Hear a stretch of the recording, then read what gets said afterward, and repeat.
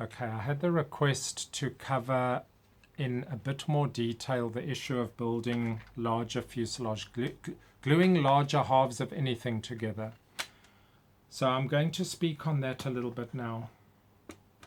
I'm going to start with this very small, this is the exhausts for the bike I'm building. Now, despite best efforts, I still needed to do filler on at least 3 of those 4 joints, top and bottom on each side, so that one was okay. Now the reason I start with this one first is because this is very small and you didn't really have much option other than to fit, best fit, and see what needed to be done.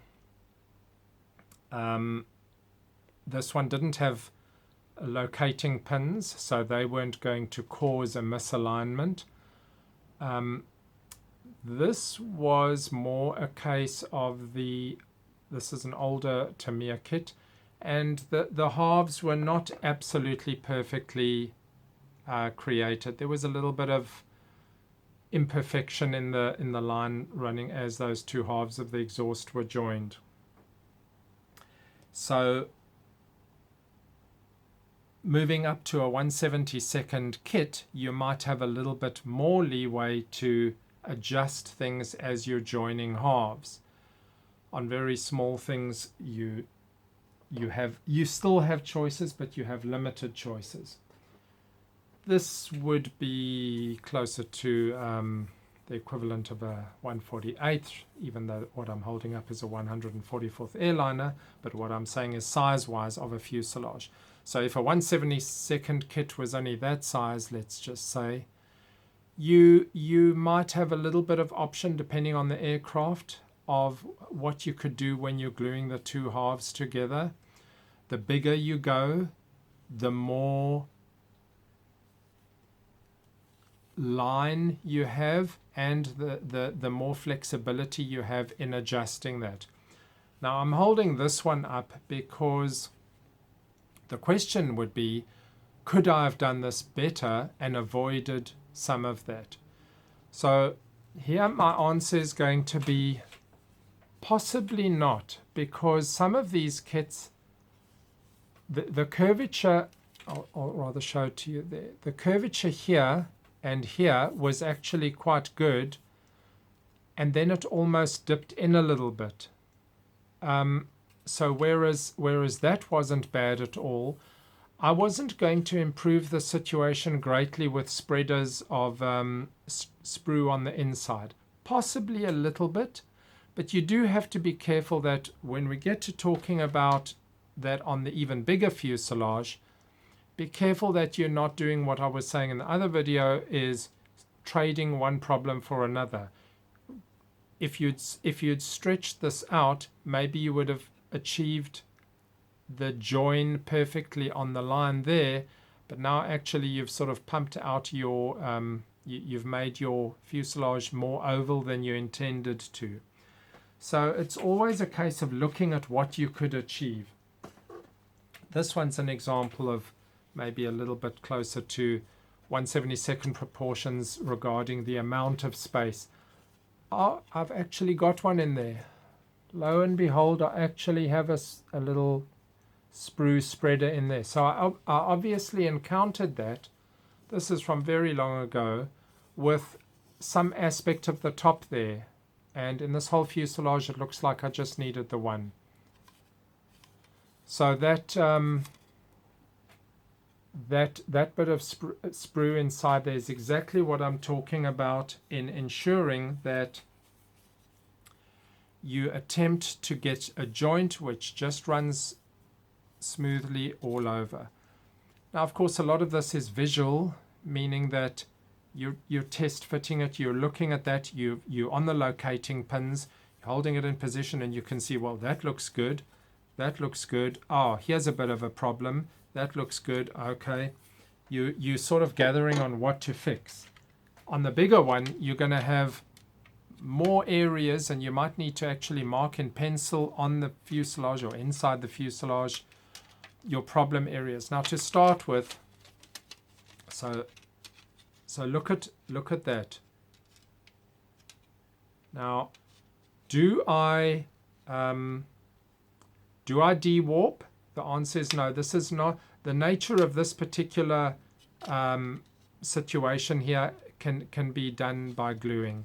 That doesn't need de-warping. In fact, you're probably going to cause more damage by attempting to de-warp than that. However, having such a big thing and quite difficult to now sit in a line, you have to use tape. You have to start getting, let's say we started at the nose section. Get your pins in position, get your tape out, tape it up on the locating pin so that you don't have locating pins pulling out of position. Get that fuselage going with a lot of tape on each point, and start taking note of any area that you think you're not happy with, and take note of whether, having started at the nose, does everything match up? Does your tail area then look good to do? Hopefully, if the kit is reasonable, that will be okay. Or you start at the tail and start taping up and determine whether you ended up with a match at the nose. Now, this is a Revell, so this my expectation would be this would be quite likely to match up nicely, and I can see that it will do so here. So then I'm only faced with, did I have any dips? There is something that I'm seeing here. I would have to just there. Do you see that dip there? Now I would just have to go and look at the actual aircraft and determine whether that's part of it. I'm guessing it is, because this is the type of plastic that's on over here. I'm slightly more expectant that it would be correct than not, but it's not impossible that actually this has gone and cooled down in such a way that should not be there. So I'll go and check the Boeing 747 and check that, but that's now a problem area. If that was it, there's some sink marks that I need to do, and otherwise looks like I found one. Maybe oh yes, no, there's a little bit of an area there. Now what I'm looking at is it almost looks like it dips back in. So when those two halves are together, not only do they possibly meet flat, there's almost a dip in there. That's definitely what you don't want. So going to look at the real aircraft, and otherwise you're faced with a spreader here. But if you put in a spreader here, well, you're going to be pushing out the top, pushing the bottom. You're going to be pushing out areas that you don't necessarily want to push out. So when it's a very localized thing, the amount of pressure that you're going to need on thick plastic might be doing more damage than good. So you need to probably, what I need to do with this one is use warm water, put that pressure there, and get that going up there. Get that flat. If it was a thin enough plastic that I could see putting a piece of sprue inside here to adjust a little bit of a problem area, I mean by a millimeter or something. So for instance, if I'd put this together and holding the pins on, I noticed that the lower surface has got a little bit of a step in it. That means the one side would have needed to be pushed out a little bit. So on this one, it looks like I do have to face a little bit of water, and it's actually not difficult, to be honest. When you're doing hot water, just test first. Don't just go and boil the kettle and pour it on. Different plastics soften at different temperatures. So what are you going to test on since you only have your model? Well, what I mean by that is start with not boiled water. Start with a certain level which you can judge. You know, you've put hot water into a cup and then you've added X amount of cold water. Start with something that you feel really shouldn't do any damage. You get it pretty warm. See if you can make an adjustment to the area that you require. No luck, a little bit more hot water, a little bit more boiling water in there. Pour a little bit out, a little bit more boiling water in there. Put it in there and adjust that till you're happy with that.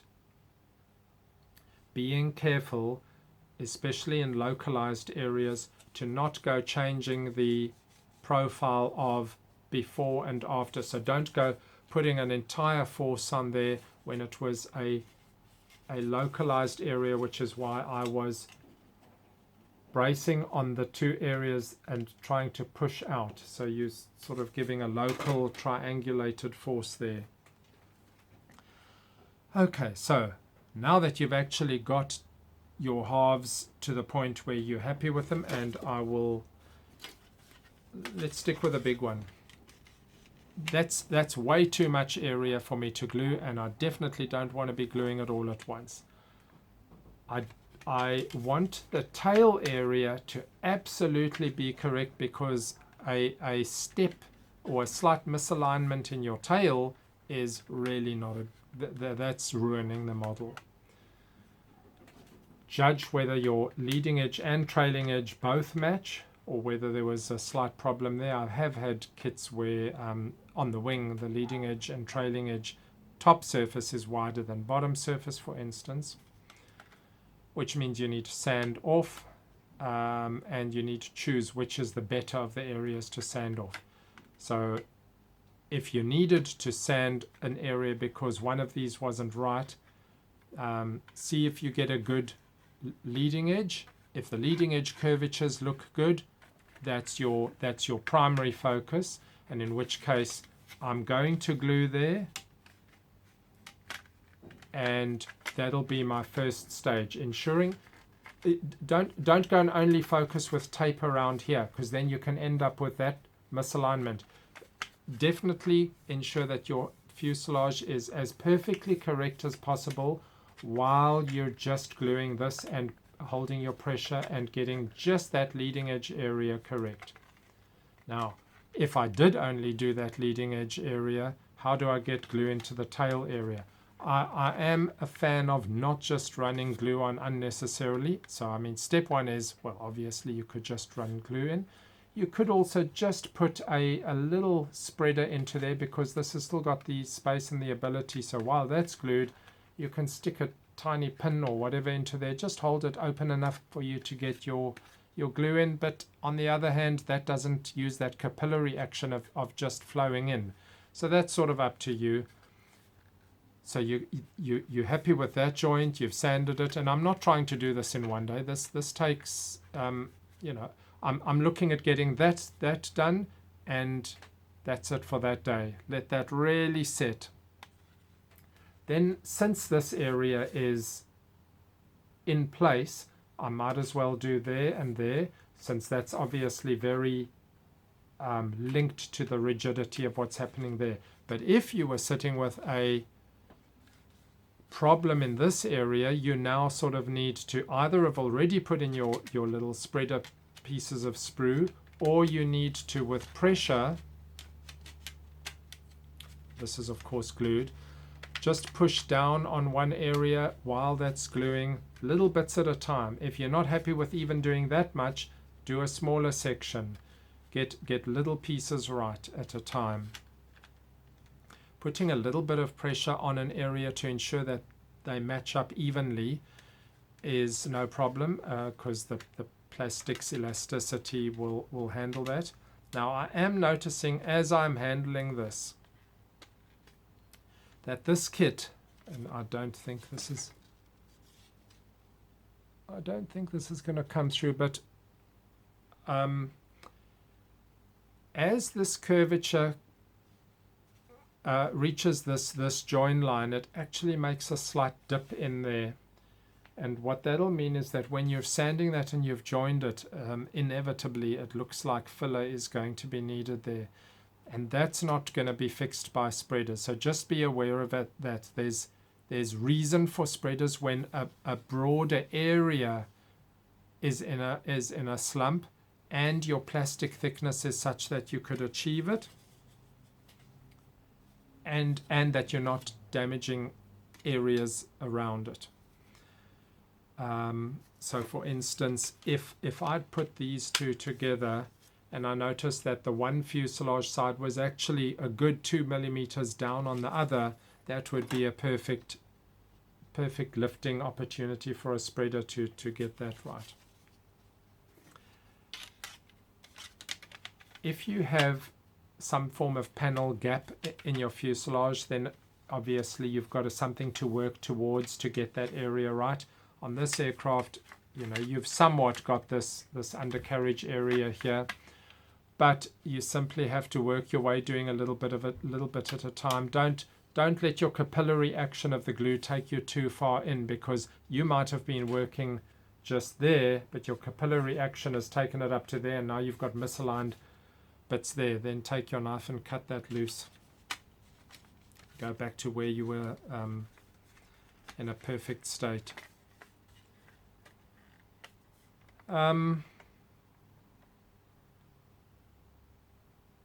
Take the time, don't rush it, is point one. Try and reduce the amount of work for afterwards. So if you weren't happy with it, don't just glue and feel that we'll deal with that afterwards. Try and get a very good impression. It's obviously, you can see the way I'm handling this, how awkward it is to be holding something so big compared to if you were fitting and test fitting and dry fitting this one, and you've got so much less to look at and fix. Now these are both Revell, and I suspect quite strongly that exactly that problem there, which is not a gap in the plastic, it's just that they reached a point and then there was a slight dip. You know, that you can see as sink marks from the pins on the inside. Same there. There's a classic case of a little bit of misalignment, not misalignment, where this side of the fuselage was high there, and then it swapped sides there. That could have been an interesting little thing to try and get right with spreaders on the inside. I can't see inside here now to know if I did or not.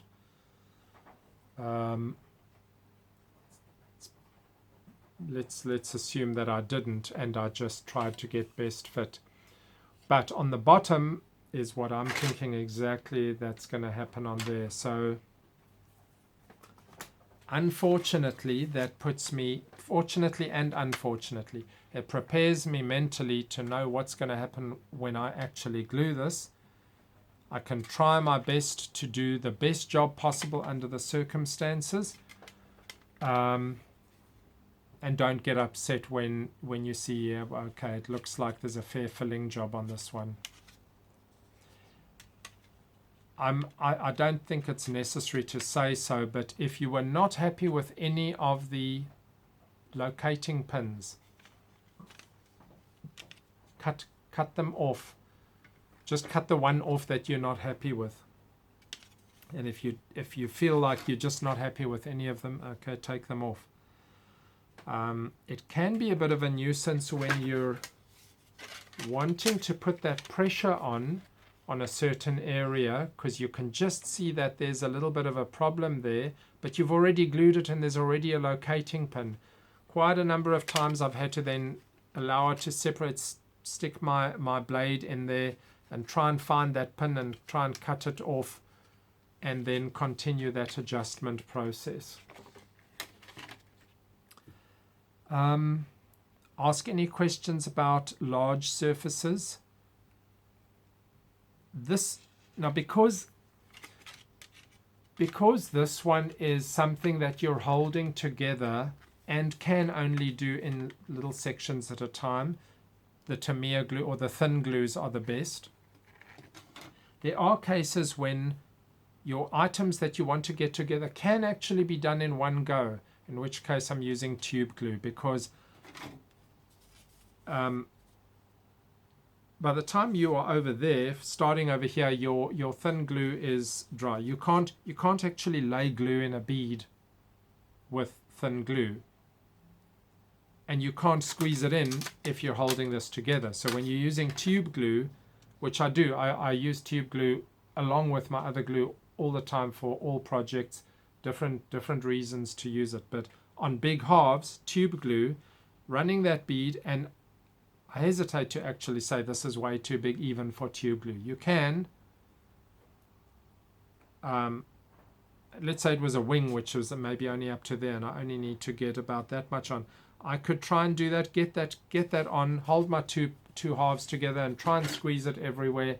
But I've done it enough times to know that you're giving yourself a lot of job to do, trying to sit for half an hour squeezing all the little areas without touching squeezed out glue. So you want it to squeeze out just a little bit, a little enough to reduce any filling afterwards, but you don't want to touch it, and you have to keep on sanding, you have to keep on making sure that you're not warped or anything like that.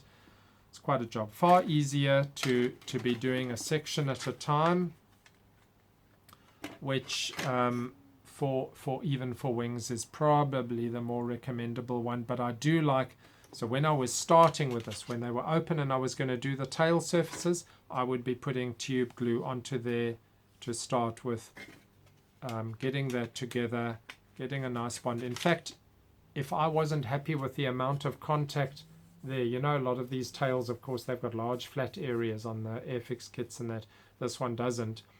If you weren't happy with the amount of contact area, add in a little bit of plastic card. I mean, this one would be totally good enough. Okay, add comment and I can address any other things separately. Cheers.